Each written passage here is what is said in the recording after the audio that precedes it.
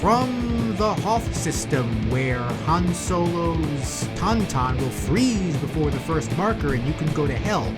This is, once again, the Here Lies Metal Too Many Notes New Music Review. And in this episode... And who are you? I'm still Maledictus as I was. And I am Samanthar.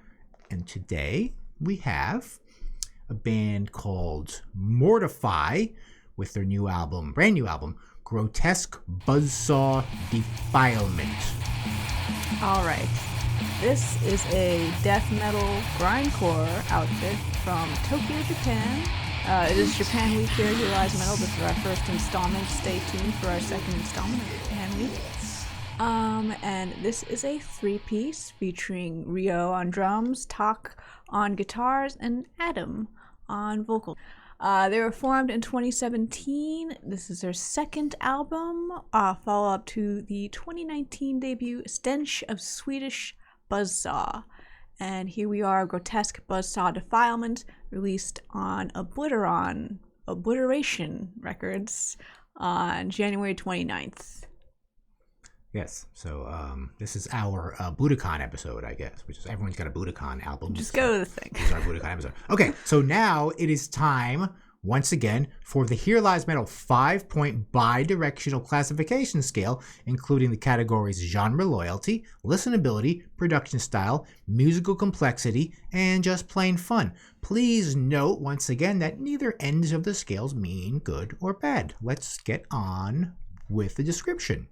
All right, our genre scale, true to nonconformist. We're giving this like a 2 on the true side. Somewhat true, somewhat not true. This band calls themselves Swedish HM2 Buzzsaw Grindcore. And you get exactly what that sounds like.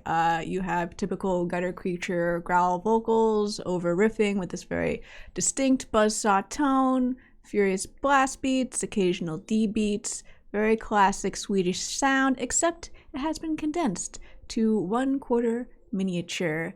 These are like tiny British tea cakes of Swedish death metal. Tasty. Actually, as a gear expert and a pedal geek, I found this album very interesting. It's interesting to see a band that doesn't just overuse the classic Boss HM2 tone in their guitars and their guitar tracks, but are also obsessed about the highly sought after stomp box, resulting in this short but effective concept album about the HM2. I find that very interesting, and it attracted me right away. I'm like, a band made an album about the HM2. But again, not to oversell the death metal, because this is very grindcore as well. It's kind of striking this balance between death metal and grindcore. Like, it's a bit grindier than your average Swedish death metal, but I think groovier than your normal grindcore, and it does not go as grindy as, most your classic grindcore does. And the songs are really dynamic in a lot of parts. They have time for a breakdown on track 4, Obelisk of the Suffering. Track 8, Grabby Hands, has a legitimate slow part. Which isn't totally unheard of in grindcore, but this one was pretty slow. And the riff on track 11, Mangy Mutts, is so groovy it practically sounds like Bolt Thrower. So, it's very true to the death metal grindcore genres, but it's kind of blending them in a new way. So, mostly true. It's the score. Okay, moving on to our scale of terror. We're giving this a very terrifying score, almost totally terrifying. The only things pulling this back from getting the score of ultimate terror is those groovy death metal riffs we mentioned earlier. That just, they really keep it on the nicer side, on the more listenable side. That said, this is still a very intense 9 minutes. If we did not mention that before, this album's 9 minutes long, 9.5. But it takes away from the sonic terror. 9.5 minutes of grinding death metal. And the fact that the songs are 30 seconds to a minute, I think actually makes it more listenable. Yeah, it takes away. And if you contrast it to your standard Swedish death metal album, that would have 3-minute, 4-minute songs. that I think that'd actually be a more intense and tiring listen than this one. Despite this maybe being a bit more intense in parts, there is no fatigue. It's over as soon as it began. Blink and you will miss it. And it keeps it, yes, very listenable, engaging, and dynamic. It always scores points with me to have a short album. I'm not into long albums anymore. Maybe that was when I was younger. But anyway, I usually like to dismiss these kinds of albums and bands as automatic sonic terror, as you've heard my reviews before. But with Grotesque Buzzsaw Defilement, we get a few memorable and groovy riffs mixed in with the 14 or so minutes of sonic warfare. So that takes a little bit away from the left side of the scale, brings it back a little bit to the right side. So that's why we're not full sonic terror here. All right, our production style, Fisher-Price to high production. We're giving this on the Fisher-Price side because it's a very great vintage production, nowhere near a slick, overproduced sound. It's going for that raw, gritty, vintage feel. But that said, I think it's recorded very well. It's grindcore, but I don't feel like we're losing any sounds in the mix. And it has a great live feel, and the drums sound very nice and organic. The Grotesque Buzzsaw Defilement sound revolves around a clearly defined HM2 tone. Specifically, the HM2 with the correct Swedish chainsaw settings, which that we hear in so many other very popular death metal bands from around the world, which basically translates into all four knobs being level, low color mix, high color mix, and distortion, the usual 4-knob configuration of any Boss pedal, all to the 5 o'clock position, which in other words means maxed out. That is the only way you get that tone. This setting mimics the sound of basically a bloodthirsty and murderous chainsaw free of human control. So picture a chainsaw just going around on its own. Like it's sentient? Yeah, it's a chainsaw. It's like... Does it have legs or is it... No, it's just floating around, disembodied. And this particular mad chainsaw has elected to terrorize every lumberjack in the forest in a quest for revenge and its own exploitation to deforest the habitat of the spotted owls. Maybe this takes place in Oregon or something, or I don't know. But it's a mad chainsaw. Right. Thank you, Maledict. That's how it sounds. Yeah. That is how the album sounds. Mm-hmm. All right.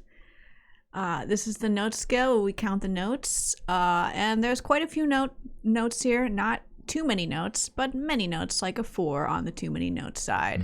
But again, we no longer have time for guitar solos because this is grindcore. But the drumming and the riffing is very fast. The riffs are interesting and complex.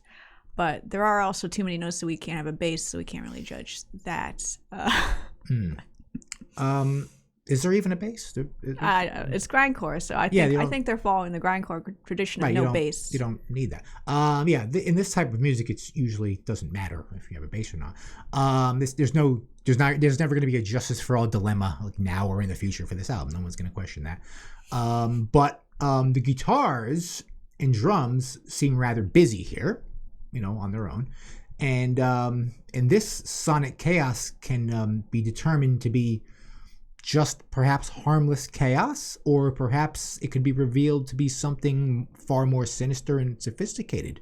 So you decide. Was it an accident or was it carefully planned? Comment down below. What do you think? Listen to it. All right. Our final scale, the fun scale. This is a 1 for fun. It's a fun album.